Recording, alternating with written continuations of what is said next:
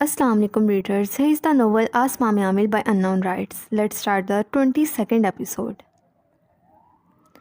हमजा सामने दीवार पर लगी वॉल क्लॉक पर नज़रें जमाए लेटा था। रात के इस पहर मुकम्मल सुकूत था। कमरे में घड़ी की सुइयों की आवाज़ सुनाई दे रही थी। हमजा एक हाथ में सिगरेट पकड़े गहरे कश भरता जहर अपने अंदर उतार रहा था। थक कर उसने अपनी सुर्ख होती आंखें बंद की। ब्रैकेट, मैं आपका सर दबा रही हूँ, आप थक गए होंगे ना। सना की मध्यम आवाज़ के साथ साथ उसके नाजुक से हाथों का लम्स उसे अपनी पेशानी पर महसूस हुआ। पट से वो आंखें खोलता उठ बैठा। क्यों सना, तुमने ऐसा क्यों किया? मेरे प्यार में कौन सी कमी रह गई थी? वो तसव्वुर में सना से मुखातिब था। ब्रैकेट, हमजा मेरी बात सुने, खुदारा आज के दिन तो यूँ ना करें। चुप हो जाओ, दूर होकर भी क्यों मेरा सुकून गारद करके रखा हुआ है। हमजा चीखने के साथ दोनों हाथों से बाल जकड़ गया। एक बागी आंसू टूटकर उसकी दाढ़ी में जज़ब हुआ। उसे अब अपने फ़ैसले पर गुस्सा आ रहा था। चाहे जो भी था, वो सना से दूर नहीं रह सकता था। सना की दूरी उसके लिए अजाब थी। वो बेदम होता चिट बेड पर लेट गया। एक बार फिर सना की यादें, उसकी हसीन हंसी हमजा के ख्यालों में छाने लगी। न जाने कब वो सना को याद करते हुए नींद की वादियों में उतरा, ये उसे भी मालूम ना हुआ। दूर दूर तक फैला अंधेरा, समुंदर की तेज़ बहती लहरें और शदीद तूफ़ानी बारिश एक खौफनाक मंज़र पेश कर रही थी। जैसे जैसे वक्त सिरक रहा था, सर्द समुंदरी हवाओं की वजह से दर्जा हरारत भी कम होता चला जा रहा था। वो गीले कपड़ों समेत बरसती बारिश में मजबूती से हाथ में गन थामे हौले हौले आगे बढ़ रही थी।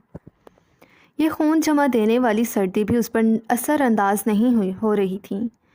वो पत्थर बने आगे बढ़ती जा रही थी। उसे अपनी गैंग के बाद अब अपने छुपने के लिए एक महफूज ठिकाना ढूंढना था।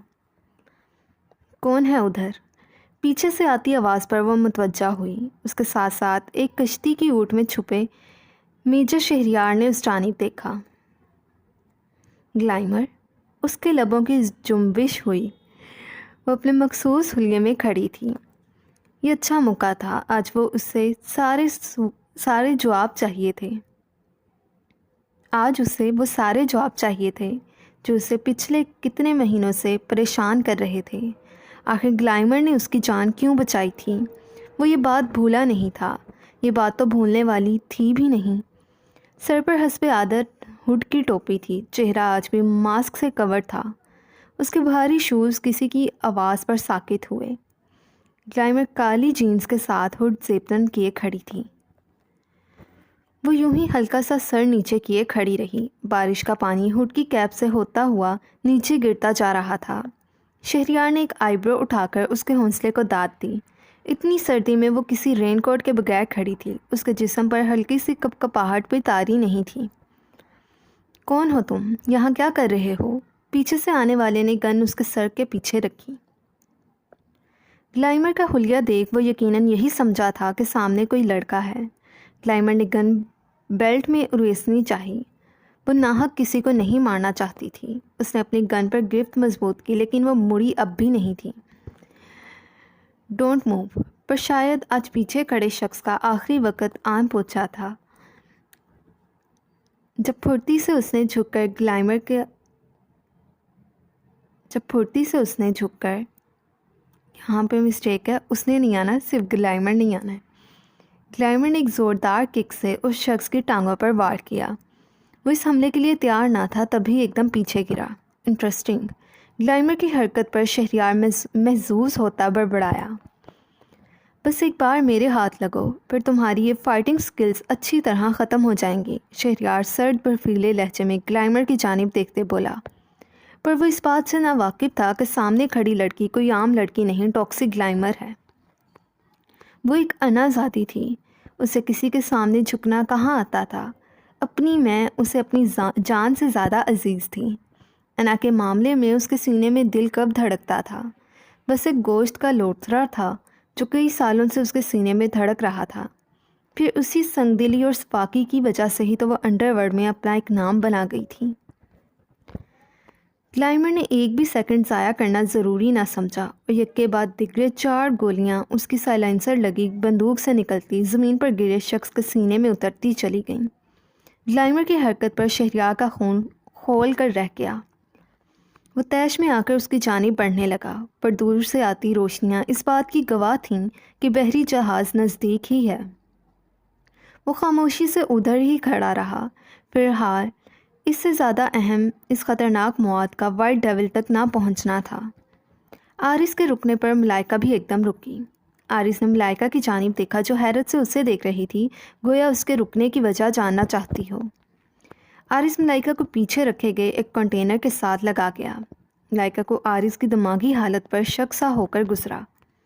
مطلب اتنی سیریس سچویشن میں بھی اس میجر کو چھچوری حرکتیں یاد آ رہی تھیں۔ ملائکہ کی آنکھوں میں واضح ہوتی ناگواری دیکھ آرس مسکرایا اور اپنے ماسک کے پیچھے چھپے لب ملائکہ کے ماسک پر رکھ گیا۔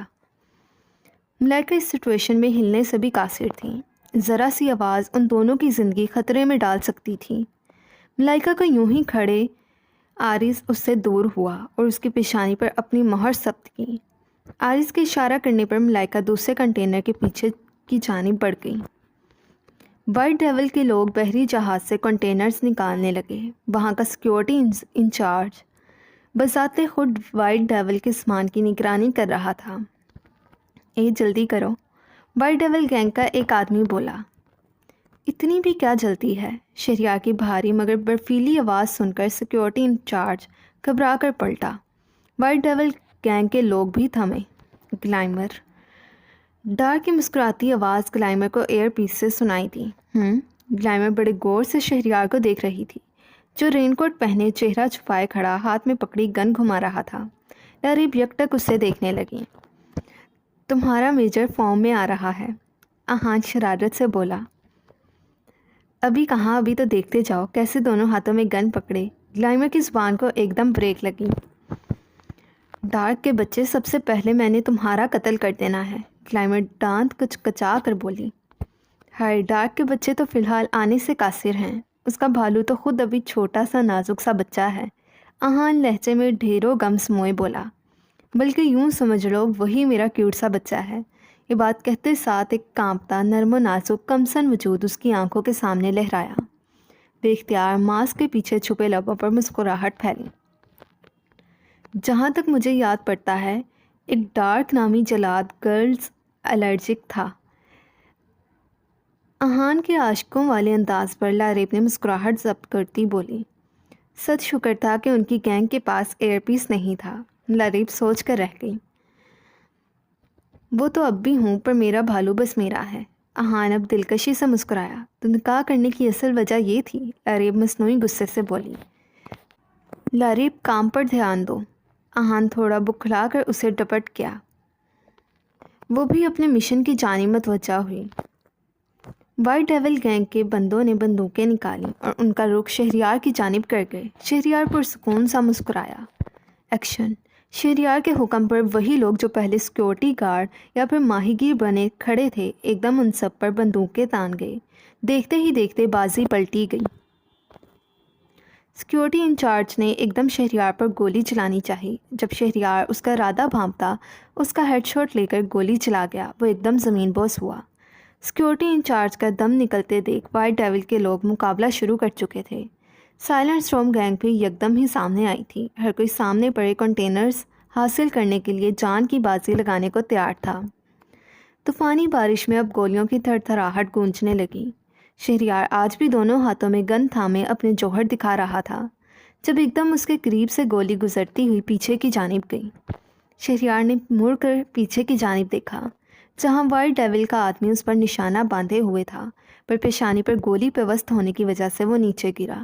شہریار حیران ہوتا سامنے دیکھنے لگا، جہاں گلائمر بڑی مہارت کے ساتھ لڑتے ہوئے خود کو بے نیاز ظاہر کر رہی تھی، پر وہ بھی آخر میجر تھا۔ آج پھر تم نے میری جان بچائی، کیوں؟ شہریار نے اپنے ہاتھ میں پکڑے دونوں ہتھیار کی گولیاں ختم کیں اور یوں ظاہر کرانے لگا گویا اس کے پاس اب کوئی ہتھیار نہیں بچا۔ گلائمر، جس کی ساری حصیں شہریار کی جانب تھیں، جو اپنی جان سے زیادہ شہریار کی جان کی فکر میں لگی ہوئی تھی، شہریار کو یوں کھڑے دیکھ اس کا خون کھول کر رہ گیا۔ اوپر سونے پر سہاگا پیچھے کھڑے سیکیورٹی گارڈ نے شہریار کا نشانہ لینا چاہا جب اس پر گولیاں چلاتی شہریار کی جانب بڑھی۔ شہریار اب خود کو بے نیاز ظاہر کر رہا تھا، پر وہ محسوس کر سکتا تھا کہ گلائمر اس کی جانب آ رہی ہے۔ گلائمر نے تیش میں شہریار کا کولر تھاما اور کنٹینر کی اوٹ میں ہوئی۔ ایک زوردار دھکے پر شہریار کی پشت کنٹینر سے ٹکرائی۔ آنکھیں اور کان کھول کر لڑا کرو میجر، ہر بار میں تمہاری جان نہیں بچاؤں گی۔ شہریار کو کولر سے پکڑے گلائمر آواز بدل کر بولی، نہیں گرائی تھی۔ یہی تو پوچھنا چاہتا ہوں، ہر بار کیوں بچاتی ہو میری جان؟ جہاں تک میں جانتا ہوں تمہیں معلوم ہو چکا ہے کہ میں ہی تمہیں سلاخوں کے پیچھے لے جانے والا ہوں۔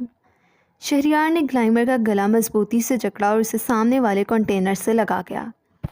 پھر میری جان لینے کی بجائے بچاتی کیوں ہو؟ اس احسان کی کیا وجہ ہے؟ شہریار گلائمر کے گلے پر دباؤ بڑھاتا گرایا۔ ٹاکسک گلائمر نے ایک زوردار وار شہریار کے پیٹ پر کیا۔ گلائمر کے گلے پر شہریار کی گرفت ہلکی پڑی جب اس نے ایک کے بعد ایک وار اس پر کیے۔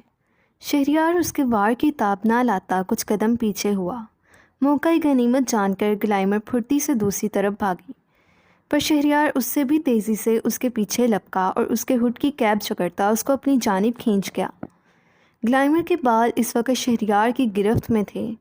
شہریار نے کوئی بھی موقع دیے بغیر پوری شدت سے گلائمر کا سر کنٹینر میں مارا۔ اس کے دونوں بازو اپنی سخت ترین پکڑ میں لیتا اس کی پشت سے لگا گیا۔ بولو، اس دن تم نے مجھے کیوں بچایا تھا؟ شہریار اس کے کان کے قریب گرایا۔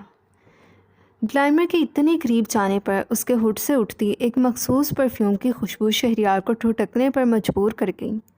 بے اختیار اس کی گرفت گلائمر پر ہلکی ہوئی، جس کا فائدہ اٹھا کر اس نے شہریار پر بیک کک سے اٹیک کیا۔ وہ پیچھے ہوا، پر گلائمر کو آج کسی بھی حال میں وہ چھوڑنے والا نہیں تھا۔ شہریار نے پوری قوت سے ایک راؤنڈ کک گلائمر کو ماری۔ وہ لڑکھڑا کر پیچھے ہوئی۔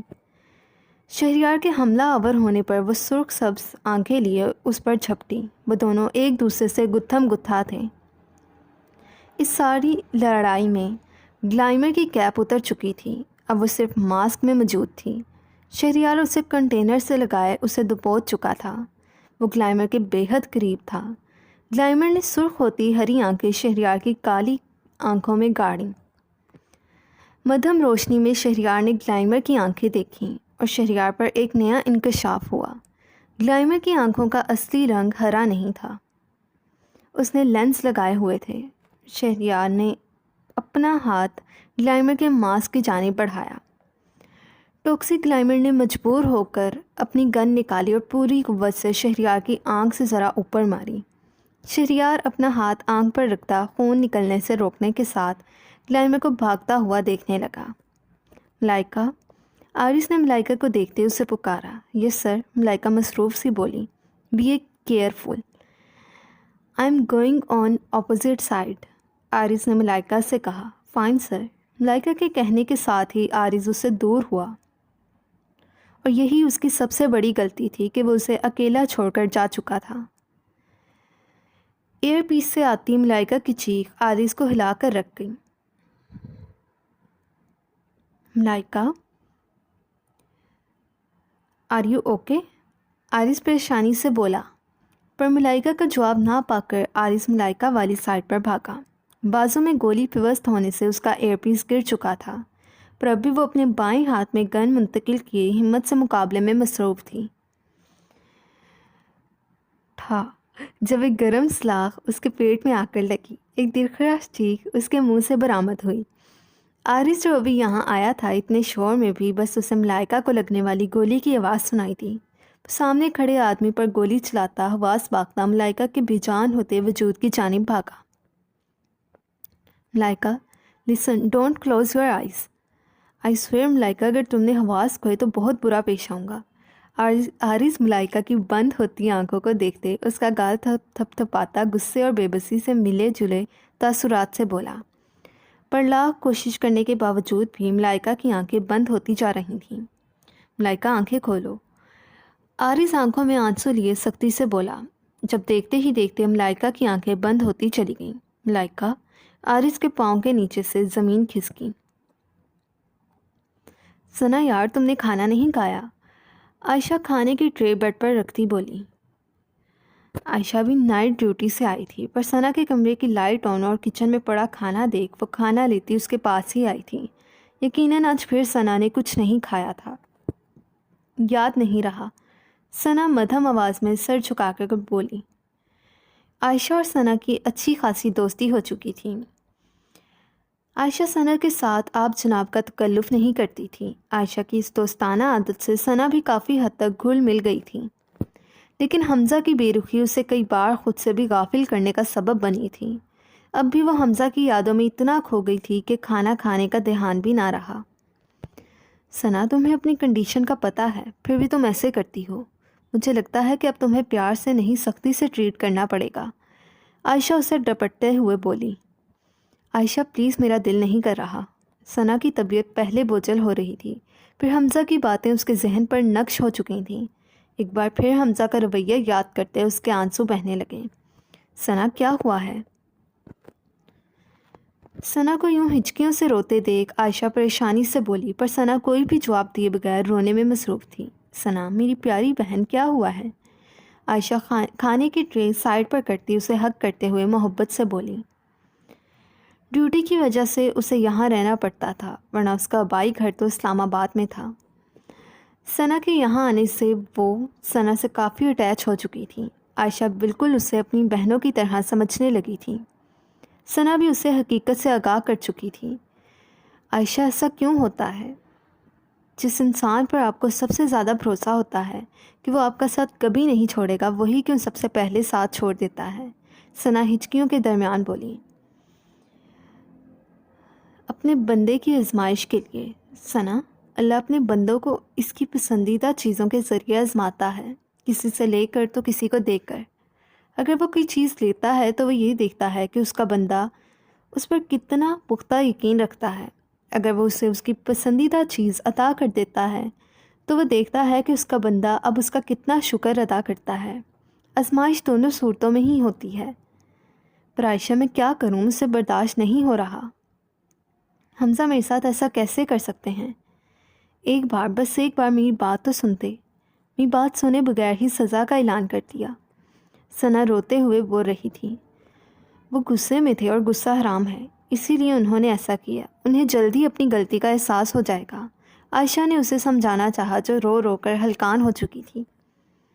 پر پھر میں انہیں معاف نہیں کروں گی، میں ان سے اب کبھی بات بھی نہیں کروں گی۔ ثنا نہ روٹھے پن سے بولتی ہوئی وہ عائشہ کو ایک بچی لگی جو اپنے کھلونے کے کھو جانے پر رو رہی ہو۔ اوکے، جو دل کرے کرنا، پر فی الحال کھانا کھاؤ، عائشہ کھانا اس کے سامنے رکھتے بولی، جسے وہ اپنے بہتے آنسو صاف کرتی کھانے لگی۔ گلائمر، بیٹھ جاؤ یار، اہان نے چکر پر چکر لگاتی لاریب سے کہا۔ How can it's possible? Ahan, اس میجر کی اتنی ہمت، وہ ہمارے مشن پر پانی پھیر گیا۔ لاریب کا غصے سے برا حال تھا۔ یار، ہمارا مقصد تو صرف RDX کو وائلڈ لیول تک نہ پہنچنے دینا تھا۔ وہ تو ہو گیا، تم ریلیکس کرو، اہان نے اسے نرمی سے سمجھایا۔ پر اہان، وہ آرمی کی تحویل میں ہے، میں کیسے یقین کر لوں کہ وہ دھماکہ خیز مواد وائلڈ لیول تک نہیں پہنچے گا؟ لاریب پریشانی سے بولی۔ نہیں پہنچے گا کیونکہ یہ مشن ہائیلی رینکڈ آفیسر نے نہیں کیا۔ کل تک اس کی نیوز بھی آ جائے گی، اہان بے فکری سے بولا۔ اوکے، اب میں چلتا ہوں، تم بھی ریسٹ کرو، کل واپس جانا ہے، اہان کہتے ساتھ اپنے روم کی جانب بڑھا۔ جب لاریب شیشے کے سامنے کھڑی ہوتی اپنے زخموں کا جائزہ لینے لگی۔ نیند تو اس کو رات بھر آنی ہی نہیں تھی۔ وہ تو بس شہریار کے بارے میں سوچ رہی تھی۔ جب اس کو گلائمر کی اصلیت کا پتہ چلے گی تب وہ کیا کرے گا؟ میم، کیا آپ نے بیکنگ کا کوئی کورس کر رکھا ہے؟ جینی کچن میں رکھی گئی کرسیوں میں سے ایک پر بیٹھی عائشہ کو دیکھتے ہوئے بولی، جو کیک کو بیک کرنے کے بعد بڑی مہارت سے اب اس پر فروسٹنگ کر رہی تھی۔ جینی آپی، پلیز ڈونٹ کال می میم، مجھے بالکل اچھا نہیں لگتا۔ میں کتنی بار آپ سے کہہ چکی ہوں کہ مجھے اپنی چھوٹی بہن ہی سمجھیں۔ عائشہ کے منہ بنا کر بولنے پر جینی مسکرائی۔ یہ پیاری سی لڑکی ڈارک سر کو نہ جانے کہاں سے مل گئی تھی، اور اگر ڈارک سر اسے بھی مار دیتے۔ جینی نے سوچتے ساتھ جھرجھری لی۔ اچھا میرے سوال کا جواب تو دو، جینی مسکرا کر بولی۔ نہیں آپ بھی، مجھے بچپن سے ہی بیکنگ کا شوق ہے۔ میں ڈیڈ کی ہر برتھ ڈے پر کیک بیک کرتی تھی۔ شروع میں تو کیک کی جگہ کچھ اور ہی بن جاتا تھا۔ عشا کیک کا حلوہ یاد کر کے کھلکھلا کر ہنستی۔ ڈاک جو ابھی ادھر آیا تھا، عشا کی ہنسی کی آواز سن کر محبود ہو کر رہ گیا۔ ڈاک کو کچن کے دروازے میں کھڑے دیکھ جینی بھی ساختہ کھڑی ہوتی کچھ بولنے لگی۔ جب ڈاک نے اسے چپ کر کے باہر نکلنے کا اشارہ کیا، پر اب مجھے اچھی خاصی پریکٹس ہو چکی ہے، لیکن میں تبھی کیک بناتی ہوں جب میرا دل کرتا ہے، اور آپ کو پتہ ہے مجھے کڑھائی، بریانی اور لازانیہ بنانا بھی آتا ہے۔ عشا پرجوشی سے بولتی مڑی، پر کچن کے دروازے میں کھڑے احان کو دیکھ اس کے چہرے کا رنگ ایک دم پیلا پڑا، آنکھوں کی چمک ماند ہوئی، لب جو مسکرا رہے تھے وہ سکڑ گئے۔ عشا یکدم خاموش ہو گئی۔ احان ٹی شرٹ کے اوپر پہنی لیدر جیکٹ کی جیبوں میں ہاتھ ڈالے دروازے سے ٹیک لگائے کھڑا تھا۔ کسرتی بازو کے مسلز جیکٹ سے واضح ہو رہے تھے، ہلکے بھورے بالوں کو جل سے سیٹ کیا گیا تھا۔ وہ اپنی سحر انگیز آنکھیں عشا پر گاڑے کھڑا تھا۔ عشا کے خاموش ہونے پر احان کو اس کا خاموش ہونا اور ایک دم اس کے چہرے کا مرجھا جانا بہت برا لگا۔ وہ جیبوں سے ہاتھ نکالے قدم بہ قدم عشا کی جانب بڑھنے لگا۔ احان کو اتنا سنجیدہ دیکھ عشا کا حلق خشک ہو چکا تھا۔ آئی ایم سوری، میں نے وہ آپ کی پرمیشن کے بغیر یہ کیک۔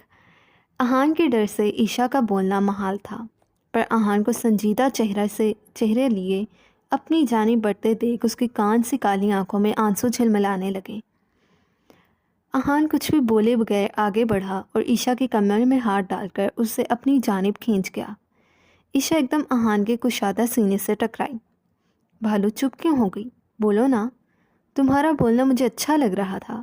احان اسے خود میں بھینچتے اس کی گردن میں منہ چھپا گیا۔ احان کی قربت پر اتنی سردی میں بھی عشا کو پسینے آنے لگے۔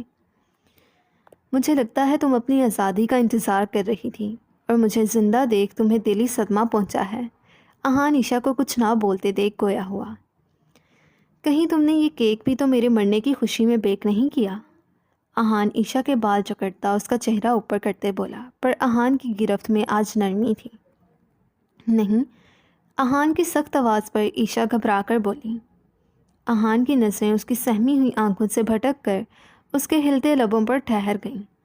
وہ بے اختیار ہوتا اس پر جھکا اور اپنی شدتیں لوٹانے لگا۔ احان کی شدت بھرے لمس پر عشا کو لگا اس کا دم ابھی نکل جائے گا۔ احان نے اگر اسے کمر سے نہ تھاما ہوتا تو یقیناً عشا گر ہی جاتی۔ تھوڑی دیر بعد وہ عشا کو نرمی سے چھوڑے کرسی پر جا کر بیٹھ گیا۔ عشا نے اس کی جانب سوالیہ نظروں سے دیکھا، جیسے پوچھنا چاہ رہی ہو اب میرے لیے اگلا حکم کون سا ہے؟ مجھے بھوک لگ رہی ہے، جلدی سے کیک لے کر آؤ۔ احان تھوڑی کے نیچے ہاتھ جمائے بڑے غور سے عشا کو دیکھ کر بولا۔ کیا؟ عشا حیرت کے مارے اچھلی۔ آپ یہ کھائیں گے؟ عشا حیرت سے آنکھیں کھول کر بولی۔ ہاں کیوں، میں نہیں کھا سکتا، یہ تم نے اس میں کچھ ملایا ہے۔ احان ہیزل بلو آئیز چھوٹی کیے بولا۔ عشا کو تنگ کرنے میں اسے مزہ آنے لگا تھا۔ نہیں کھا سکتے ہیں، پر اگر آپ کو اچھا نہ لگا۔ عشا بات مکمل کر کے نظریں جھکائے انگلیاں چٹکانے لگی۔ یہ تو سوچنے والی بات ہے، احان پرسوچ انداز میں گویا ہوا۔ ڈونٹ وری، پھر میں تمہیں سزا دوں گا۔ That's not a big deal. Ahan نے کندھے اچکائے۔ احان کی بات پر عشا کی آنکھیں خوف سے پھٹ گئیں۔ بھالو، ٹائم ویسٹ نہ کرو، مجھے بھوک لگ رہی ہے، اگلے 10 منٹ میں کیک میرے سامنے ہونا چاہیے۔ احان کہتے ساتھ موبائل نکالے اس میں مصروف ہوا۔ عشا کچھ سیکنڈ احان کا چہرہ تکتی رہی، پھر پلٹ کر اپنے کام میں مشغول ہوئی، گویا وہ اسے پہلے ہی سزا نہ دے۔ ٹھیک 8 منٹ بعد کانپتے ہاتھوں سے اس نے احان کے سامنے کیک رکھا۔ لک ٹیسٹی۔ احان ستائشی نظروں سے سامنے پڑے چاکلیٹ کیک کو دیکھ کر بولا۔ چلو آؤ بھالو، یہاں بیٹھو۔ احان کرسی اپنے پاس کھینچتا بولا۔ عشا چپ کر کے اس کے پاس بیٹھ گئی۔ احان اب کیک کھا رہا تھا، جبکہ عشا سہمی ہوئی نظروں سے اس کے چہرے کے اتار چڑھاؤ دیکھنے لگی۔ بہت اچھا ہے۔ احان اس کے گال کھینچ کر گویا ہوا۔ ईशा का अटका हुआ सांस बहाल हुआ, पर अगली बात सुनकर ईशा की आंखें पूरी की पूरी खुल गईं।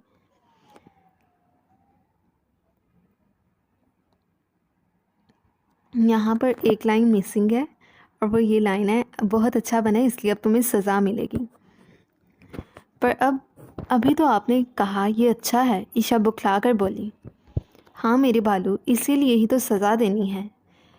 आहान ने कहते साथ केक से चॉकलेट अपनी उंगली पर लगाता ईशा के गाल पर लगा गया और उसको कुछ समझने का मौका दिए बगैर उसके गाल पर झुकता अपनी शिद्दतें लौटाने लगा। आहान, ईशा घबराकर उसे खुद से दूर करने लगी। पर ईशा के नाजुक हाथों का एहतजाज कहाँ उस मजबूत मर्द को अपनी मनमानियाँ करने से रोक सकता था। जी मेरे भालू। आहान उससे दूर होता उसकी पीठ से हिलाने लगा, गोया उसकी बिखरी सांसों को मामूल पर लाने की कोशिश कर रहा था। आहान अब ईशा को केक खिलाने लगा। ईशा आहान के बदले रवैये पर हैरान थी। वो उससे इतने प्यार से कैसे बात कर सकता था। अभी वो इसी सोच में ही डूबी थी जब आहान की नज़रों की तपिश महसूस करती उसने आहान की जानिब देखा, जो उसके लबों पर नज़रें जमाए बैठा था जहाँ चॉकलेट लगी हुई थी। आहान की नज़रों को अपने लबों पर देख वो जल्दी से अपने दोनों हाथ अपने मुंह पर रख गई। ईशा की हरकत पर आहान का कहकहा बेसाख्ता था। आहान के हंसने पर ईशा ने बड़े गौर से उसकी जानिब देखा। वो मर्दों में हुस्न की मिसाल था। भूरे बाल अब पेशानी पर बिखर चुके थे। लबों के साथ साथ उसकी हेज़ल ब्लू आइज़ भी मुस्कुरा रही थीं। ईशा की एक बीट मिस हुई। ओह मेरा मासूम सा बच्चा। आहान ने उसके गाल खींचे और एक बार फिर कहका लगाकर हंस दिया। ईशा झिनक कर किचन से बाहर भागती अपने रूम में जाकर बंद हुई।